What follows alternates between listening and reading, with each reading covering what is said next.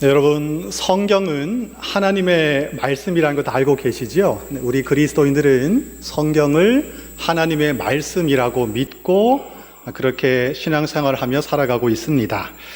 하나님께서 말씀하시는 다양한 방식들이 있는데 무엇보다 하나님께서는 이 성경을 통해서 우리에게 가장 분명하게 말씀을 하고 계십니다. 그래서 성경을 주의 깊게 읽고 듣고 배우고 묵상을 하다 보면 거기서 들려오는 하나님의 뜻과 계획, 우리를 향하신 구원의 은혜를 우리는 깊이 깨달을 수가 있습니다.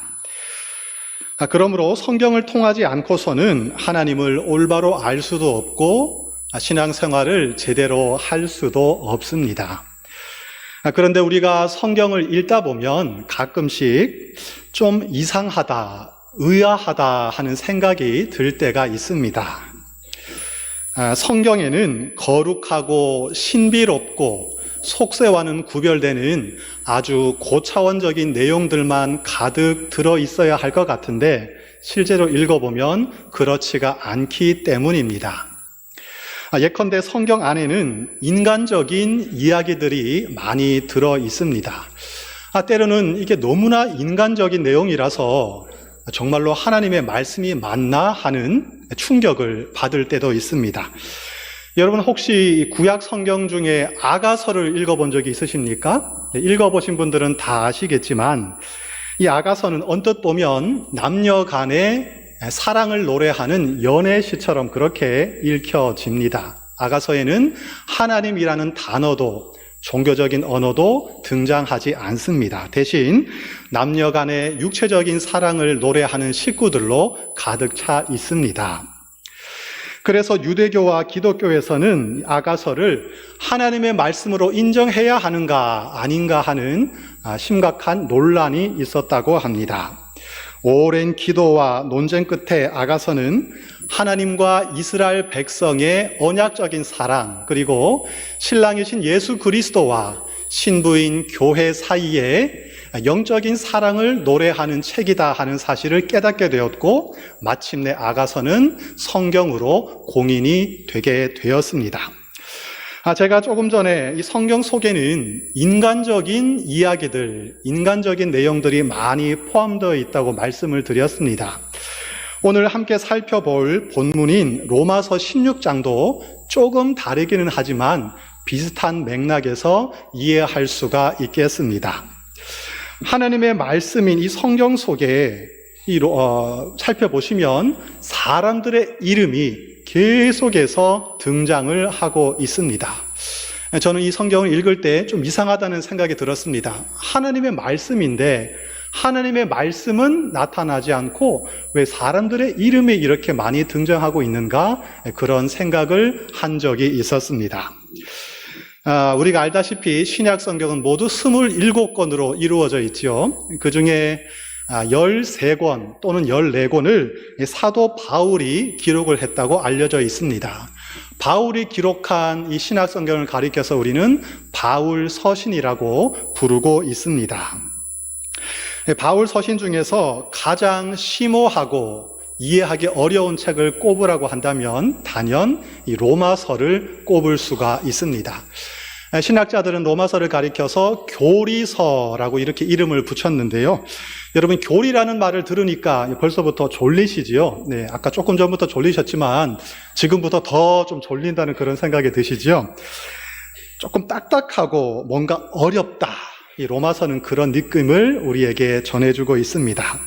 기독교 복음의 핵심, 오직 예수 그리스도를 믿음으로 구원을 받는다는 이 이신칭의 교리를 마치 논문을 작성하듯이 굉장히 논리적이고 체계적인 방식으로 기록한 것이 바로 로마서라고 할 수 있겠습니다.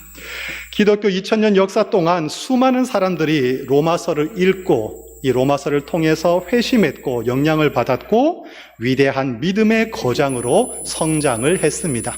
여러분 잘 아시는 고대 교부 어거스틴이 있습니다. 이분은 오랜 시간 하나님을 거부하며 방황했습니다. 그러던 어느 날 로마서 13장 13절과 14절 말씀을 읽고 마침내 신앙의 방황을 멈추고 하나님께로 회심을 하였습니다. 읽어드릴까요? 네, 괜찮으세요? 네. 밤이 깊고 낮이 가까웠으니 그러므로 우리가 어둠의 일을 벗고 빛의 갑옷을 입자. 낮에와 같이 단정히 행하고 방탕하거나 술 취하지 말며 음란하거나 호색하지 말며 다투거나 시기하지 말고 오직 주 예수 그리스도로 옷 입고 정욕을 위하여 육신의 일을 도모하지 말라. 로마서 말씀입니다. 종교개혁가 마틴 루터는 로마서 1장 17절 말씀을 읽고 여기에 근거해서 오직 믿음이라는 유명한 모토를 만들고 종교개혁 운동을 일으켰습니다. 읽어드릴까요? 네. 복음에는 하나님의 의가 나타나서 믿음으로 믿음에 이르게 하나니 기록된 바 오직 의는 믿음으로 말미암아 살리라 함과 같으니라. 아멘. 로마서 말씀입니다. 미국의 저명한 설교가인 존 파이퍼 목사님은 로마서만큼 복음이 위대하게 드러난 책은 없다, 이렇게 평가를 했습니다. 이처럼 로마서는 기독교 복음의 핵심을 담고 있는, 그리고 많은 이들에게 영향을 미친 위대한 책이라고 그렇게 평가를 할 수 있겠습니다. 여러분, 로마서는 모두 16장으로 이루어져 있습니다. 질문 하나 드려볼 거예요. 그러면 마지막 장은 몇 장일까요? 네, 역시 인천제일교회는 수준이 굉장히 높습니다. 네, 마지막 장은 16장입니다. 로마서를 읽는 독자라면 이렇게 위대하고 중요한 로마서의 마지막 부분이, 결론이 어떤 내용으로 이루어져 있을까 하고 기대하는 마음으로 읽어보지 않겠습니까? 그런데 막상 로마서의 마지막 장을 접한 독자들은 이거 뭐지? 하는 그런 생각을 할 수가 있습니다. 지금까지 심혈을 기울여서 기독교 복음의 핵심을 설명했던 사도 바울이 이 마지막 부분에 이르러서는 갑자기 사람들의 이름을 쭉 나열하면서 그들에게 하나하나 인사를 하고 있기 때문입니다. 그래서 어떤 신학자들은 로마서 16장은 로마서의 부록에 불과하다, 전혀 중요한 내용이 아닌 것 같다, 이렇게 평가하기도 합니다. 그런데 그렇지가 않습니다. 하나님께서 우리에게 로마서 16장을 전해주신 이유는 로마서가 15장으로 끝나지 않고 16장까지 이루어져 있는 이유는 그만큼 중요하기 때문입니다. 하나님의 말씀 중에 우리가 무시하거나 빠뜨려도 되는 내용은 하나도 없습니다. 그렇다면 하나님께서는 오늘 이 본문 말씀을 통해서 우리에게 무엇을 가르쳐 주고 싶으신 것일까요? 이제 그것을 자세하게 살펴보도록 하겠습니다. 오늘 본문에는 최소 26명 이상의 사람들이 등장을 하고 있습니다. 구체적인 이름은 언급되지 않았지만 그들의 가족들, 식솔들까지 합치면 더 많은 사람들이 언급이 되고 있습니다. 그런데 이 사람들의 이름을 하나하나 자세하게 살펴보다 보면 아주 놀라운 특징들, 중요한 사실들을 우리는 깨달을 수가 있습니다. 첫째, 이들은 다양한 부류의 사람들로 이루어져 있었습니다. 로마서는 사도 바울이 로마 교회 성도들에게 보낸 편지입니다. 로마 교회 성도들은 인종적으로, 문화적으로, 계층적으로 아주 다양한 사람들이 섞여 있는 교회였습니다. 그들 중에는 유대인이 있었고 또 이방인이 있었습니다. 로마의 황족 출신, 또 귀족 출신들도 있었고 하층민들도 있었습니다. 결혼한 부부들도 있었고 혼자 사는 솔로도 있었습니다. 남자도 있었고 여자도 있었습니다. 예를 들면 8절에 나오는 암블리아, 또 9절에 나오는 우르바노, 14절에 허메와 허마, 15절에 빌르로고, 이 사람들은 당시 로마에서 흔하게 사용되던 노예의 이름이었다고 전해지고 있습니다. 그들은 로마 사회의 노예이었든지 아니면 적어도 노예에서 풀려난 자유민들이었든지 간에 로마 사회의 하층에 속하는, 하층 계급에 속하는 그런 사람들이었습니다. 반대로 9절에 나오는 스다구, 또 14절에 나오는 바드로바는 로마 황족 또는 귀족 출신의 사람들이었다, 이렇게 추정을 할 수가 있습니다. 인종이 다르고 사회적인 계급도 달랐지만 그들은 모두 그리스도 안에서 한 몸을 이루고 있었습니다. 우리는 현대사회를 가리켜서 평등사회라고 말을 하고 있습니다. 하지만 여전히 우리 사회는 계층 갈등과 불평등의 문제로 심한 몸살을 앓고 있습니다. 지금으로부터 2000년 전인 고대 로마 사회는 더욱더 심각했지 않겠습니까? 그런데 그런 상황에서도 로마 교회는 다양한 부류의 사람들이 함께 어울려 예배하고 교제하면서 그리스도 안에서 하나의 공동체를 이루고 있었습니다. 둘째, 오늘 본문을 읽어보시면 놀라운 사실이 또 하나 있는데 그것은 여성들이 많이 언급이 되고 있다는 사실입니다. 예를 들면 3절에 브리스가, 6절에 마리아, 또 13절에 루포의 어머니를 우리가 예를 들 수 있겠습니다. 그리고 본문에는 최소한 6명 이상의 여성들이 언급되고 있습니다. 당시는 오늘날과 다른 가부장 사회였습니다. 바울이 여성의 이름들을 분명하게 하나하나 밝히면서 그들에게 인사를 전하고 있다는 것은 그 당시 분위기를 살펴볼 때 평범한 일이 아니었습니다. 예수님 당시에도 마찬가지였고 이 초대 교회부터 여성들은 교회에서 중요한 역할들을 감당하고 있었습니다. 3절에 보시면 브리스가와 아굴라라는 사람들이 나옵니다. 그들은 부부였습니다. 브리스가는 아내였고 아굴라는 남편이었습니다. 그런데 흥미롭게도 아내의 이름이 남편보다 먼저 언급이 되고 있습니다. 주보에 보시면 이 헌금 내신 분들 성함이 쭉 나오는데 제가 살펴봤더니 남편이 앞에 이름을 하고 있더라고요. 그런데 이 아내가 지금 앞에 등장한다는 것은 무슨 의미일까요? 아내가 신앙적으로 훨씬 더 돈독했고 더 큰 영향력을 행사하고 있었다고 우리는 이해할 수 있습니다. 우리 교회에도 많은 여성들이 활약을 하고 있습니다. 권사회, 여전도회가 빠져버린 인천제일교회 여러분 상상할 수 있을까요? 상상할 수가 없습니다. 셋째, 바울은 지금 이들에게 아주 각별한 인사를 전하고 있습니다. 그냥 인사하는 것이 아니라 바울과 여기 언급되는 사람들은 한 분 한 분이 정말로 각별한 사이였다는 것을 우리는 이해할 수 있습니다. 바울은 성도들의 이름을 하나하나 불러가면서 개인적으로 인사를 전하고 있습니다. 바울의 인사는 습관적이고 상투적인 그런 가벼운 인사가 아니었습니다. 바울은 지금 정말로 진심을 담아서, 정말로 정성을 담아서 그들을 향해서 감사와 사랑과 애틋함과 친밀한 마음을 표현하고 있는 것입니다.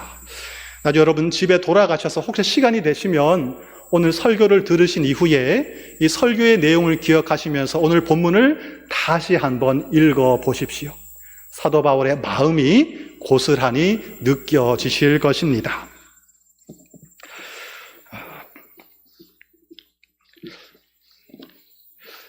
사도 바울이 이렇게 인사를 하고 있는데 거기에는 이들을 향한 사도 바울의 감사, 인정, 애틋함, 친밀함이 그렇게 들어있다고 제가 말씀을 드렸습니다.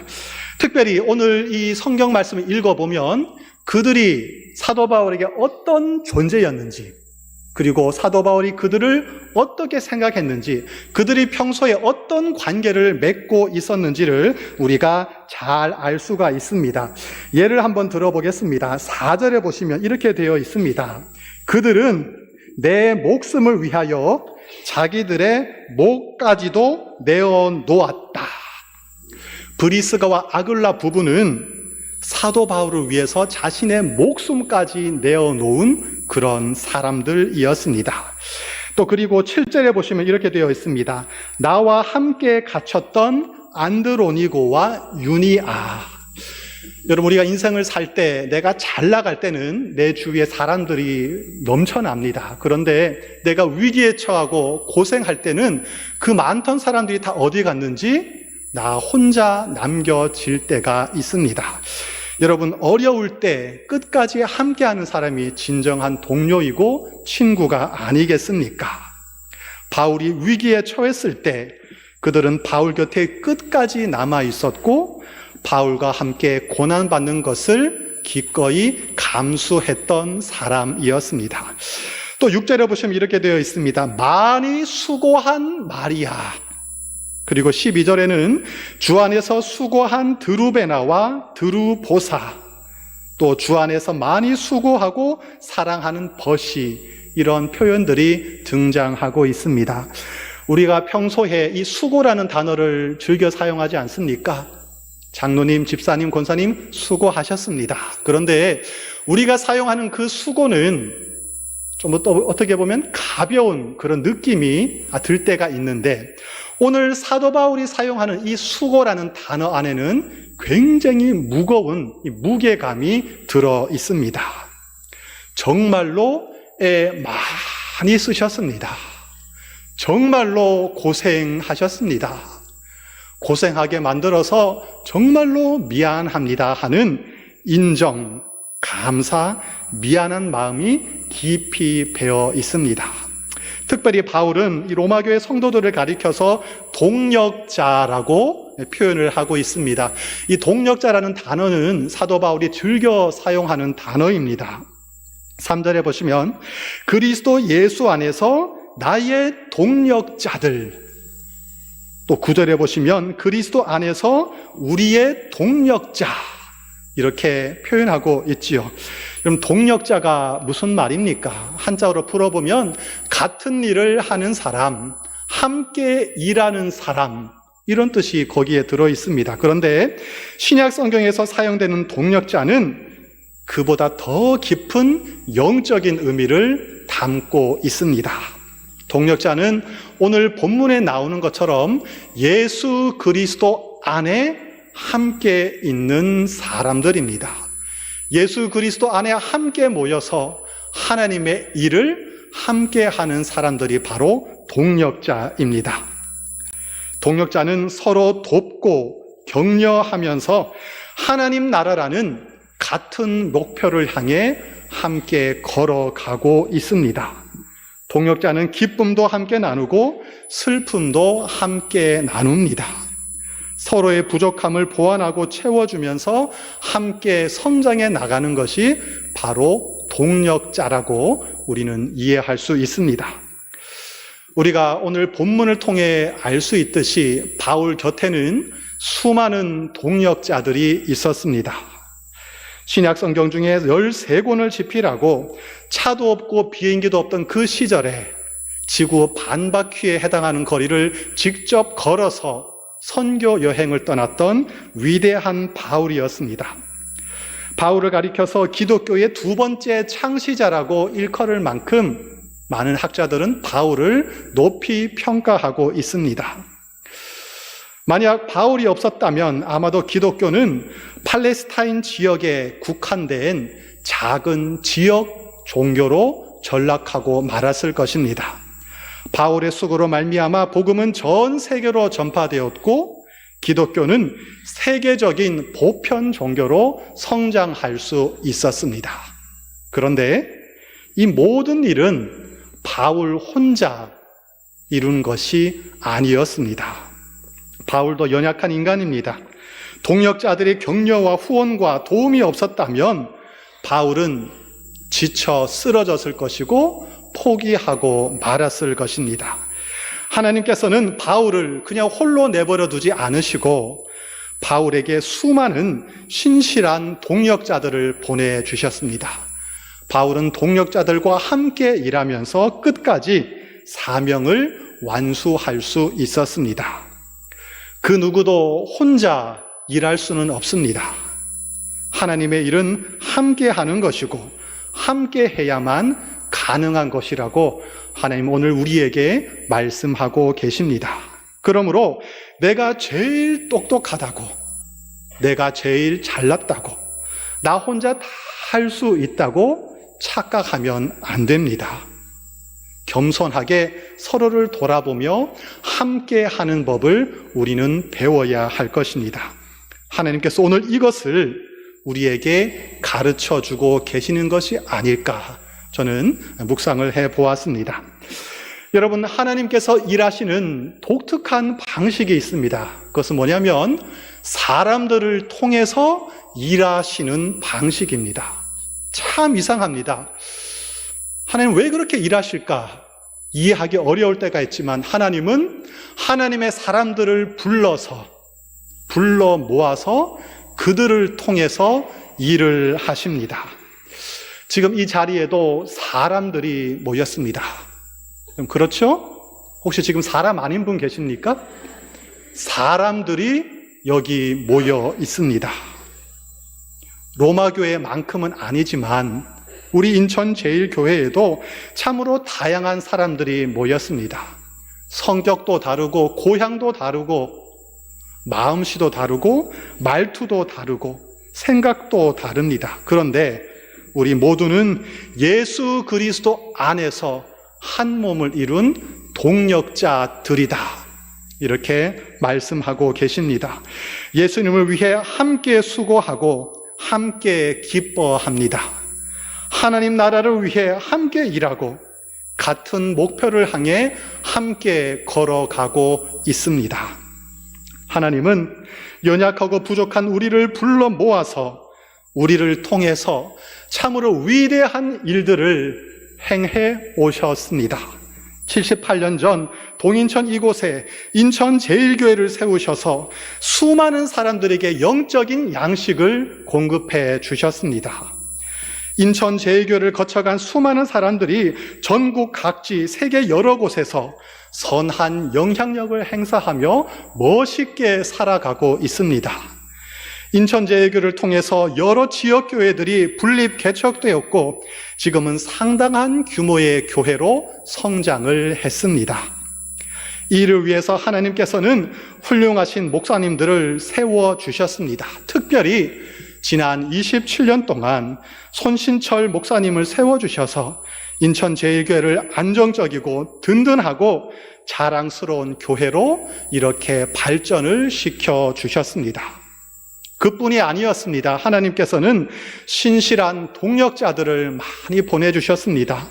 훌륭하신 장로님들, 집사님들, 권사님들, 교역자들, 묵묵히 자신의 자리에서 자기에게 주어진 사명을 성실하게 열심히 감당한 수많은 이름 모를 성도님들을 동역자로 보내주셨습니다. 바울 한 사람의 힘으로 이룬 것이 아닙니다. 함께 이룬 영광이고 열매라고 역사라고 우리는 이해할 수 있습니다. 오늘 본문에서 사도 바울은 로마교회 성도들에게 한 사람 한 사람 인사를 건네고 있습니다. 오늘 우리는 이 본문을 읽으면서 이것이 바울이 로마교회 성도들에게 하는 인사일 뿐만 아니라 지금 이 시간 하나님께서 또 예수님께서 여러분 한 분 한 분에게 들려주시는 인사라고 그렇게 받을 수가 있습니다. 예수님께서는 여러분 한 사람 한 사람을 오늘 설교 제목 그대로 동역자라고 그렇게 불러주고 계십니다. 여러분 옆에 있는 분들 또 여러분 자신을 오늘 본문에 나온 사람들 이름을 대신하여 한번 넣어서 그렇게 읽어 보십시오. 나의 동역자들인 인천제일교회 성도들에게 문안하라. 그들은 나를 위하여 자기들의 목숨까지 내어 놓았나니 나뿐 아니라 이방인의 모든 교회도 그들에게 문안하느니라. 너희를 위하여 많이 수고한 손신철에게 문안하라. 우리의 동력자인 안재현에게 문안하라. 당황하셨습니까? 네. 많이 수고하고 사랑하는 윤은석에게 문안하라. 그리스도 안에서 인정함을 받은 유재선, 김은미, 최종희, 방윤호, 백정아에게 문안하라.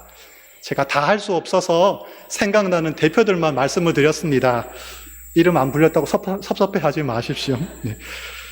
그리고 오늘 이 시간 여기 앉아 계신 지난 시간 묵묵히 교회의 섬김의 자리를 잘 지켜오신 33명의 은퇴자에게 문안하라. 교회를 위해, 예수님을 위해 수고와 헌신을 마다하지 않았던 여러분 모두에게 예수님께서는 고마움과 사랑과 애틋함과 미안한 마음을 담아서 간절한 마음으로 인사를 전해주고 계십니다. 오늘 우리 모두는 동역자들이란 사실을 다시 한번 깨닫습니다. 예수 그리스도 안에서 하나님 나라를 위해 함께 일하는 동역자입니다. 예수님의 동역자들이고 하나님의 동역자들입니다. 이제 결론으로 3가지 말씀을 동역자 여러분들에게 드리고 설교를 마치도록 하겠습니다. 첫째, 하나님 나라의 동역자들이 되신 여러분께 진심으로 축하의 말씀을 드립니다.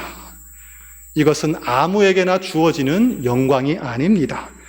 하나님께서 여러분을 향하여 너희는 나의 동역자들이다, 이렇게 말씀하십니다. 그러므로 거룩한 자부심과 자긍심과 감사하는 마음을 가지고 그렇게 살아가시기를 축복합니다. 둘째, 우리 모두는 부족하고 연약합니다. 하나님께서 동역자들을 보내주셔서 나의 부족한 점을 메꿔주게 하셨습니다. 옆에 있는 동역자들은 하나님이 보내주신 너무나도 소중한 선물입니다. 그러므로 서로 귀하게 여기고 아껴 주시기를 부탁드립니다. 16절 말씀입니다. 너희가 거룩한 입맞춤으로 서로 문안하라.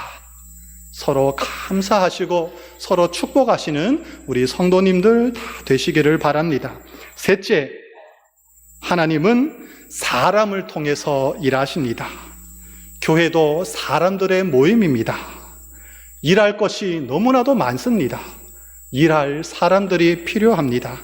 하나님께서 지금 이 시간 여러분을 동역자로 부르고 계십니다. 이 자리에는 자신이 동역자인 줄 모르고 계시는 분들이 있을 것입니다. 제가요? 왜요? 정말요? 네. 어쩌면 교회 주변에서 동역자가 한번 되어볼까? 아니야. 되어볼까? 아니야. 이렇게 고민하는 분들이 계실지도 모르겠습니다. 여러분, 한 걸음만 더 가까이 교회 안으로 들어와 주시기를 부탁드립니다. 들어오셔서 동역자가 되어 주시기를 바랍니다. 혼자서는 할 수 없지만 함께 하면 할 수 있습니다. 동역자 여러분들을 하나님께서 정말로 기뻐하시고 감사해하시고 고마워하실 것입니다. 동역자들 여러분, 하나님 나라로, 교회로, 주님의 이 사명을 감당하는 영광스러운 자리로 이 시간 초청합니다. 기도하겠습니다. 하나님 아버지, 우리를 예수 그리스도 안으로 불러주시고 하나님 나라를 위해 함께 일하는 동역자들이 되게 하시니 감사합니다. 때로는 힘들고 서로의 부족한 모습 때문에 속상할 때도 있지만 서로 격려하고 돕고 지지하면서 이 땅 위에 하나님 나라를 세워가는 그 사명을 감당케 하시니 참으로 감사를 드립니다. 나의 사랑하는 동력자들, 이렇게 불러주시는 하나님 아버지의 마음을 깨닫게 하여 주시옵소서.